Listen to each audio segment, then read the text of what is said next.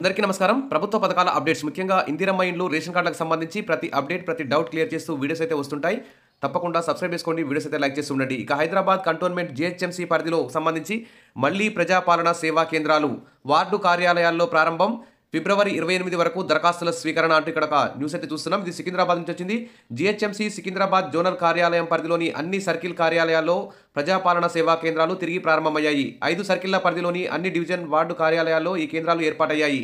ఫిబ్రవరి 28వ తేదీ వరకు ఈ ప్రజాపాలన సేవా కేంద్రాలు ప్రజలకు అందుబాటులో ఉండనున్నాయి. గత ఏడాది జనవరిలో నిర్వహించిన ప్రజాపాలనలో అందిన దరఖాస్తులకు సంబంధించి ఇంటింటి సర్వే ద్వారా ఇటీవల అధికారులు వారి వాస్తవ పరిస్థితుల వివరాలు సేకరించిన విషయం తెలిసిందే. ఇప్పటికీ దరఖాస్తులు చేసుకొని వారి నుంచి ప్రజాపాలన ఫేజ్ 2లో భాగంగా వార్డు కార్యాలయాలకు వచ్చి దరఖాస్తులు అందించాలని వారైతే కోరుతున్నారు.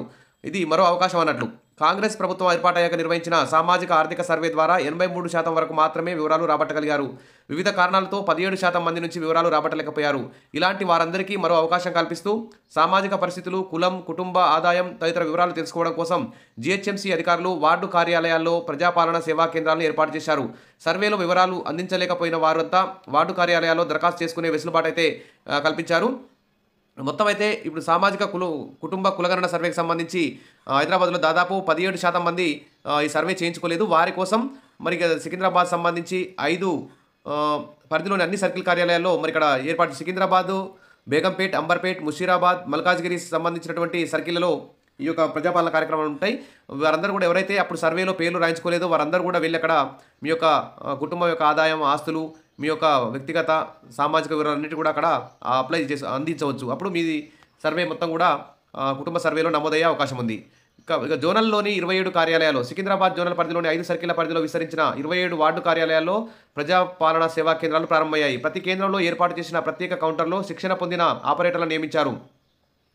ఎవరైతే మరి సమగ్ర కుటుంబ కులగణన సర్వే చేయించుకోలేదో వాళ్ళందరి నుంచి కూడా దరఖాస్తులు స్వీకరిస్తారు. స్వీకరించిన దరఖాస్తుల వివరాలను ఎప్పటికప్పుడు ఆపరేటర్లు ఆన్లైన్లో ఎంటర్ చేస్తారు. దరఖాస్తుల స్వీకరణలో ఇబ్బందులు లేకుండా ఉండేందుకు అధికారులు ప్రత్యేక చర్యలు తీసుకుంటున్నారు. దరఖాస్తుదారుల నుంచి సమగ్రంగా వివరాలు రాబట్టి నమోదు చేసే కార్యక్రమాన్ని ఈ నెల 28 వరకు నిర్వహించనున్నారు. అవకాశాన్ని సద్వినియోగం చేసుకోండి. గతంలో నిర్వహించిన సమగ్ర ఇంటింటి కులగణన సర్వేలో పాల్గొనని వారంతా జీహెచ్ఎంసీ వార్డు కార్యాలయాల్లో ప్రారంభించిన ప్రజాపాలన సేవా కేంద్రాల్లో దరఖాస్తు చేసుకోవాలి. కుటుంబ వివరాలు, వృత్తి, చిరునామా, ఆస్తులు, అప్పులు, ఆదాయాలు తదితర వివరాలన్నింటినీ అందించాలి. ఆధార్ కార్డు నెంబర్లు, తర్వాత మీకు ఏమైనా ప్లాట్ ఉంటే ఆ ప్లాట్ రిజిస్ట్రేషన్ డాక్యుమెంట్ సంబంధించి రేషన్ కార్డు ఉంటే ration card number, Aadhaar card నెంబర్లు, కుటుంబ సభ్యులందరివి మీ ఫోన్ నెంబరు, ఈ విధంగా పలు వివరాలను అయితే అందించాల్సి ఉంటుంది. ఇక కుటుంబ సామాజిక పరిస్థితుల ఆధారంగా పేర్లు నమోదు చేసుకున్న వారిని మాత్రమే ప్రభుత్వ సంక్షేమ పథకాలు పొందేందుకు అర్హులుగా ఎంపిక చేస్తారు. దళారులను ఆశ్రయించకుండా నేరుగా వార్డు కార్యాలయాలకు వెళ్ళి దరఖాస్తు చేసుకోవాలి. ఎందుకంటే ఈ సర్వేలో పేర్లు ఉంటేనే మీకు రేషన్ కార్డు అయినా, ఇందిరమ్మ ఇల్లు అయినా, ఇతర ఏ సంక్షేమ పథకమైనా వర్తించే అవకాశం ఉంటుంది. ఈ సమగ్ర కుటుంబ సర్వేలో మీ పేరు లేకపోతే, మీ యొక్క వివరాలు లేకపోతే మాత్రం మీకు ఏ పథకం కూడా వర్తించదని ప్రభుత్వం అయితే పేర్కొంటుంది. ఇక రేషన్ కార్డులకు అర్జీలు చిగురిస్తున్న ఆశలు. దాదాపు 5 ఏళ్ల తర్వాత కొత్త రేషన్ కార్డుల కోసం దరఖాస్తులు స్వీకరిస్తున్నారు. దీంతో మరి రేషన్ కార్డు కావాలనుకునే వాళ్ళు ఎంతో సంతోషపడుతున్నారు. మరి రేషన్ కార్డులు చేతికి ఎప్పుడు వస్తాయో కానీ ముందు దరఖాస్తులు స్వీకరిస్తున్నారనే సంతోషం వారిలో కనిపిస్తుంది. కేవలం మీ సేవా కేంద్రాల ద్వారానే స్వీకరిస్తున్నారు. గతంలో సివిల్ సప్లై శాఖ అసిస్టెంట్ సప్లై ఆఫీసర్ కార్యాలయం వద్ద బారులు తీరాల్సి వచ్చేది. ఇప్పుడు మీ సేవా కేంద్రాలతో పాటుగా ఏఎస్ఓ కార్యాలయం వద్ద సైతం బారులు తీరక తప్పడం లేదు. మీ సేవలో దరఖాస్తు చేసి ఆ వివరాలకు సంబంధించిన రసీదుని తీసుకొచ్చి ఏఎస్ఓ కార్యాలయంలో సమర్పించాల్సి వస్తోంది.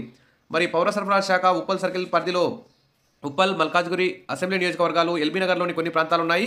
కొత్త కార్డుకు అర్హులైన వారు ఇప్పటికే కార్డు ఉండి వాటిలో పిల్లలు లేదా పెద్దల పేర్లను చేర్చాలనుకుంటున్న వారు దరఖాస్తు చేసుకోవచ్చు. ఉమ్మడి కుటుంబంలోని రేషన్ కార్డులో పేర్లు ఉండి వాటిని తొలగించాలన్నా రాతపూర్వకంగా దరఖాస్తు సమర్పించాల్సి ఉంటుంది. ఈ దరఖాస్తును కేవలం ఏఎస్ఓకు మాత్రమే సమర్పించాల్సి ఉంటుంది. ఫస్ట్ ఏఎస్ఓ ఆఫీస్లో ఆ పేరు తొలగించుకుంటేనే మీకు కొత్త రేషన్ కార్డుని మీ సేవలో అప్లై చేసుకోవాలి. ఇక ప్రజాపాలనలో దరఖాస్తు ఇచ్చిన కొత్త రేషన్ కార్డుల కోసం గతంలో ప్రజాపాలన కార్యక్రమంలో దరఖాస్తు చేసుకున్న వారు కూడా మళ్ళీ మీ సేవలో సమర్పించేందుకు అవకాశం కల్పించారు. మీ సేవా కేంద్రాల్లో వివరాలు నింపే సమయంలో అప్పటికే వివరాలు నమోదై ఉంటే కొత్తగా దరఖాస్తు అయితే అవసరం లేదు. ఇక కొత్త రేషన్ కార్డులు ఇప్పిస్తామని ఎవరైనా ఆశ పెడితే డబ్బులు చెల్లించి మోసపోకండి అని చెప్పేసి ఇక్కడ అధికారులు అయితే చెప్తున్నారు. మరి కొత్త రేషన్ కార్డు కోసం మీ సేవలో సమర్పించాల్సిన డాక్యుమెంట్లు ఏంటి, సర్టిఫికేట్లు ఏంటి అంటే అన్ని జిరాక్స్ పత్రాలు సమర్పిస్తే సరిపోతుంది. కుటుంబ సభ్యుల ఆధార్ కార్డులు, విద్యుత్ బిల్లు, గ్యాస్ బిల్లు, మరి ఇవన్నీ కావాలి. ఏఎస్ఓ కార్యాలయంలో ఇవ్వాల్సినవి మీ సేవా కేంద్రంలో ఇచ్చిన దరఖాస్తు ఫారం, మీ సేవా కేంద్రంలో ఇచ్చిన రసీదు, ఇవి ఏఎస్ఓ కార్యాలయంలో ఇవ్వాల్సి ఉంటుంది. కొత్త పేర్లు చేర్చేందుకు ఏం చేయాలి? ప్రస్తుతం ఉన్న రేషన్ కార్డు చేర్చాల్సిన పేర్లకు సంబంధించిన వారి ఆధార్ కార్డులు తీసుకొని వెళ్ళాలి. కార్డులో పేర్లను తొలగించడానికి ఏం చేయాలంటే ఎవరి పేర్లు తొలగించాలో వారి సంతకంతో కూడిన దరఖాస్తు, సదరు వ్యక్తుల ఆధార్ కార్డులు, ప్రస్తుతం ఉన్న రేషన్ కార్డు తీసుకొని వెళ్తే సరిపోతుంది. ఇవ్వండి ఈరోజు సమగ్ర కుటుంబ కులగణన సర్వే సంబంధించి ఎవరైతే చేయించుకోలేదప్పుడు జీహెచ్ఎంసీ పరిధిలో వారందరూ కూడా ఇక్కడ మీ వార్డు సంబంధించి కమిషనర్ కార్యాలయంలో కలవండి. ఇక రేషన్ కార్డులకు సంబంధించి కూడా అర్జీలు అయితే పెట్టుకోండి. దీనికి సంబంధించి ఈ త్వరలో మీకు రేషన్ కార్డులు ఇచ్చే అవకాశం ఉంది. విషయాల బెస్ట్ మరిన్ని అప్డేట్స్ కోసం మన ఛానల్ని ఫాలో అవుతుండండి. వీడియోస్ అయితే లైక్ చేసి ఉండండి. Thank you.